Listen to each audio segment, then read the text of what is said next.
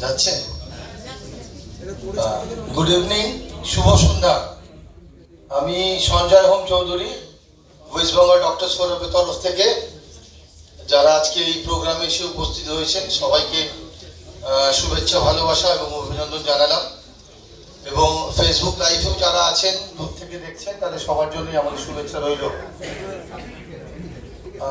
আমি খুব একটা বেশি কথা বলবো না, যাতে 1-2 মিনিট বলবো। আর আমি একদম সুবক্তাও নই, আপনারা একটু কষ্ট করে 2 মিনিট শুনে নেবেন, যেহেতু অর্গানাইজেশন দায়িত্বটা দিয়েছে।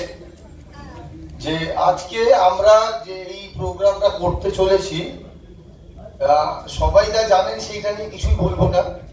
একটাই কথা শুধু বলবো যে আমরা কোনো স্পেসিফিক ঘটনার ভিত্তিতে কিন্তু আজকে প্রোগ্রামটা করছি না। আজকের এই প্রোগ্রামটা হচ্ছে যে আমাদের পারস্পরিক একটা মত বিনিময়।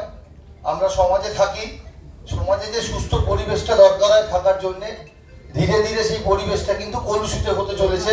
এবং সেই কলুষিতময় পরিবেশের জন্য কিন্তু আমাদের প্রত্যেকের মধ্যে একটা ভয় ভীতি সন্ত্রাসের পরিবেশ তৈরি হয়েছে, যার থেকে কিন্তু আমরা মানসিক শারীরিকভাবে বিপর্যস্ত। এবং তার বাইরেও এই ভয় ভীতি সন্ত্রাসের পরিবেশ থেকে অনেক খারাপ ঘটনা কিন্তু প্রতিদিন ঘটে চলেছে।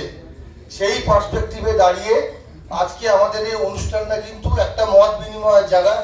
এখানে বহু লোক বলবেন, আপনারাও বলবেন, ওপেন সেশনও থাকবে, শুধু একতরফা কথা হবে না, সেই জায়গাটা দাঁড়িয়ে বলা। আর ডাব্লিউপিডিএফ নিয়ে যা দুটো কথা বলি, আমাদের জন্ম হচ্ছে 2017-তে।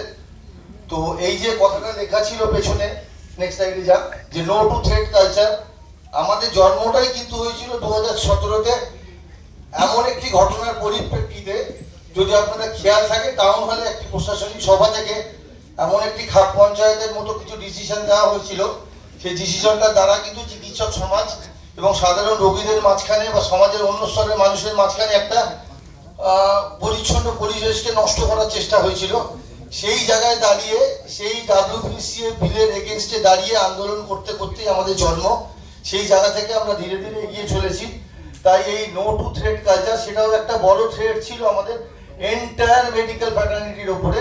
সেই জন্য থ্রেট কালচারের এগেনস্টে লড়াইটা শুধু ডাব্লিউপিডিএফ নয়, আমরা আজকে একটা জাস্ট কনভেনশনটা রেখেছি। এই লড়াইটা হচ্ছে আমাদের, আমরা যে মঞ্চে জানি, joint platform of doctors West Bengal যেটা আছে তারা, এছাড়া বিভিন্ন মঞ্চ যারা একসাথে বহুদিন ধরে কাজ করে চলছে এই রাস্তায়, তাদের সকলের এটা লড়াই, সামগ্রিক লড়াই, নাগরিক সমাজের লড়াই।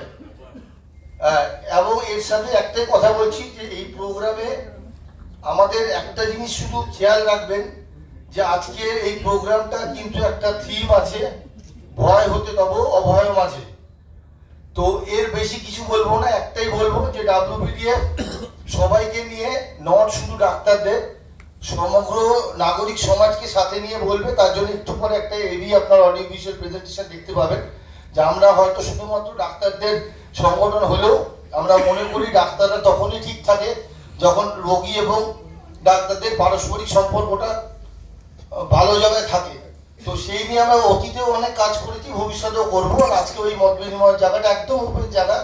আজকে অনেক বিশিষ্ট লোক আসবেন, সবার কথাটা আপনারা শুনবেন। তারপর যদি কিছু বলার থাকে, ডেফিনেটলি আপনাদের সময় থাকলে সেই নিয়ে আলোচনা হবে। তো এই যে একটা ভয়ের ভীতির পরিবেশ, আমাদের মনে হচ্ছে ভয় পৃথিবীর পরিবেশের পেছনে রাষ্ট্রেরও একটা চোখ রাঙানি রয়েছে।